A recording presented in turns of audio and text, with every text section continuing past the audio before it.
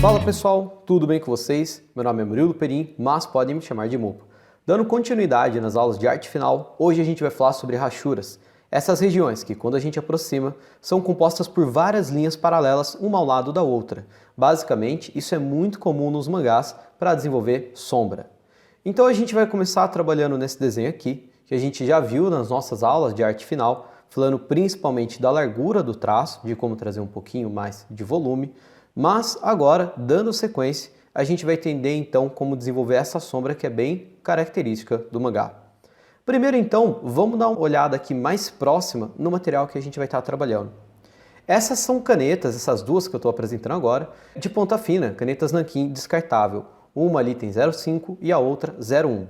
Aquela que tem 0,5 milímetros a gente vai utilizar para linhas mais grossas e a que tem 0,1 a gente vai usar basicamente para desenvolver detalhezinhos como a gente vai fazer no óculos mais para frente. E o que eu preciso ficar atento na hora de fazer rachuras? A minha linha precisa ser feita com bastante velocidade. Olha só o movimento da minha mão. Como eu puxo uma linha bem rápida, retorno a minha mão para a mesma região e puxo essa linha bem rápida novamente. Eu sempre retorno para a parte de cima, desloco um pouquinho para o lado, faço uma linha rápida no mesmo sentido. Desloco a minha mão para cima, coloco um pouquinho para o lado e, mais uma vez, faço rapidinho ali outro traço. Então, todos esses traços que estão ao lado um do outro, eles devem ser feitos com bastante velocidade, ok? A grande dica da rachura é essa. Além disso, eu vou manter o sentido. Como assim? Se eu estava fazendo um traço que está mais ou menos a 45 graus, o traço que está do lado dele eu vou fazer a mesma coisa. Claro que isso é válido quando eu estou sombreando a mesma região, a mesma lateral. Por exemplo, abaixo da faixa aqui que prende os óculos dela, em alguma dessas linhas do fio, ou a de baixo ou a de cima, na linha do pescoço. Quando eu tenho um desvio, quando eu tenho uma outra trajetória, eu preciso mudar a direção também desses traços.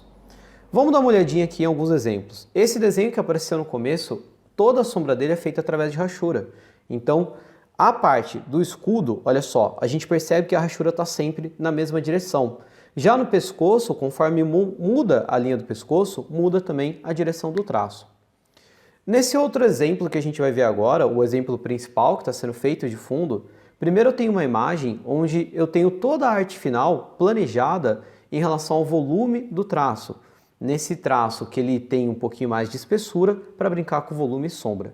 Mas a sombra mesmo em si desse desenho começa a surgir com a rachura. Então a primeira coisa que eu fiz foi imaginar quais as regiões do desenho teriam alguma sombra, mesmo que mais clara ou mais escura, e nessas regiões é basicamente onde eu comecei a fazer uma rachura sempre mais clarinha, uma rachura composta com apenas uma linha. Galera, como assim composta com apenas uma linha? Olha como nessa outra imagem já está muito mais escura algumas regiões da nossa sombra. Por que isso acontece? Nas áreas que eu gostaria que ficassem mais escuras, eu passei primeiro as rachuras num sentido e depois em outro. Por exemplo, se elas estavam numa diagonal de cima para baixo, da esquerda para a direita, depois eu cruzei outras linhas também de cima para baixo, porém dessa vez da direita para a esquerda. Assim eu criei rachuras que se cruzam. Então naquela região eu não tenho rachuras compostas pelo movimento de linhas em apenas uma direção. Eu tenho de duas direções. Aquela região vai ficar mais escura. Eu posso usar isso embaixo do nariz, embaixo da faixa dos óculos, na lateral do óculos.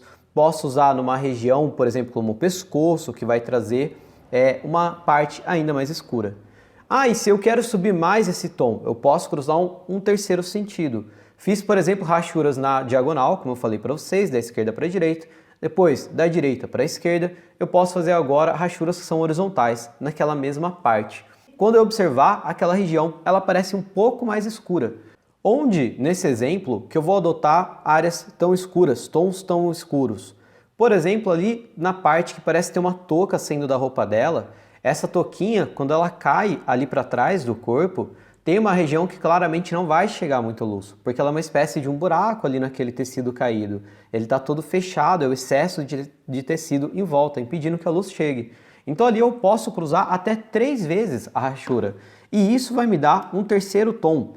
Ou seja, pessoal, mesmo aplicando rachuras, desenvolvendo a sombra com várias linhas em direções diferentes, eu posso obter tons mais claros, tons médios e tons mais escuros, ok? Então fica essa dica, procurem direções diferentes, procurem essa quantidade de rachuras, que pode ser de linhas em apenas um sentido, ou 2 sentidos, ou 3 sentidos, para sombrear áreas diferentes com tons diferentes. Agora a gente vai dar uma olhadinha em mais outros 2 exemplos que também possuem rachuras, só que o efeito abordado é um pouquinho diferente. Esse primeiro personagem, como ele traz aqui uma ideia de terror, a gente tem uma presença muito forte de massa de preto e a rachura está mais grossa, ela está mais marcada e tem um excesso, um acúmulo de rachura no rosto dele. Já nesse outro personagem, como tem uma cara mais cartunesca, eu queria que a área de sombra ficasse bem marcada. Então eu fiz as rachuras, mas na borda do final da rachura eu ainda puxei uma linha que acompanha aquela região, aquela área, dando mais volume e deixando o volume do personagem muito demarcado. Como vocês podem ver, existem várias opções. O que realmente vai definir o uso da rachura? Esse excesso de traços paralelos, um ao lado do outro, puxados com um pouquinho mais de velocidade, de mais intensidade, que vão me ajudar a trazer aqui a diferença de tom, a variação de tom e a presença então de sombra. Ele é muito característico do mangá, mas não é o único local onde nós vamos encontrá-lo. É um tipo de arte que é bastante empregada, bastante utilizada. Essa técnica então, galera, ela vai sofrer de algumas variações. Eu posso deixar, como mostrei para vocês, linhas mais largas, mais finas.